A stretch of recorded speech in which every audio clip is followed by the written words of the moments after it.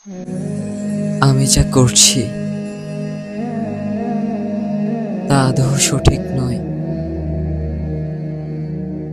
একটি লেকচার যখন আমি শুনলাম আর এই অন্তর দিয়ে উপলব্ধি করলাম, তখন বুঝলাম মৃত ব্যক্তির ফেসবুক আইডিতে ছবি এবং কিছু নাজায়েজ পোস্ট আছে। এগুলো ডিলিট না করলে ওই ব্যক্তির কবরে আযাব হবে কিনা।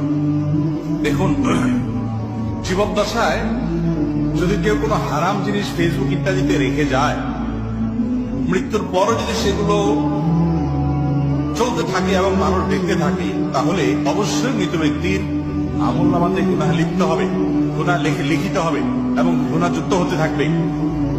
এটাকে বলা হয় গুনাহে জারিয়া। সদকা জারিয়া যেরকম আছে, গুনার ক্ষেত্রে গুনাহে জারিয়াও। এই জন্যই তো আমরা কি পোস্ট করছি না করছি, এরপর আমাদেরকে দায়িত্বশীল হতে হবে, সচেতন হতে হবে, সতর্ক হতে হবে, কারণ এগুলোর জন্য আল্লাহর কাছে জবাবদিহি করা লাগবে। আপনার উচিত আপনার নিজের কৃতকর্ম এটা মুছে তারপর দুনিয়া থেকে যাওয়া। মৃত্যু তো আমার আর আপনার একদিন না একদিন আসবেই। আজ নয়তো কাল। হায়াতের কোনো বয়স নেই।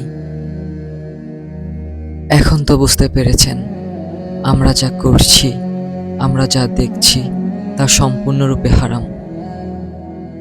গান বাজনা মুভি সিরিজ সম্পূর্ণরূপে হারাম। যা করার করেছি, যা করার করেছেন, যত খারাপ কাজই করেছেন সব বাদ দিয়ে দিন। খাস দিলে তওবা করে আল্লাহর রাস্তায় ফিরে আসুন, সঠিক পথে ফিরে আসুন, ইসলামের পথে ফিরে আসুন, দ্বীনের পথে ফিরে আসুন। চেষ্টা করুন, আমিও করছি। ইনশাআল্লাহ আল্লাহ তাআলা নিশ্চয়ই পথ দেখাবে। পারলে সোশ্যাল মিডিয়াতে ইসলামিক কিছু করুন, দ্বীনের দাওয়াত দিন সবাইকে। আর তা যদি সাধ্যে না থাকে, সব বাদ দিয়ে দিন। নিজেকে আল্লাহর জন্য উৎসর্গ করুন, আল্লাহর পথে আসুন। ইনশাআল্লাহ জয়ী আপনিই হবেন।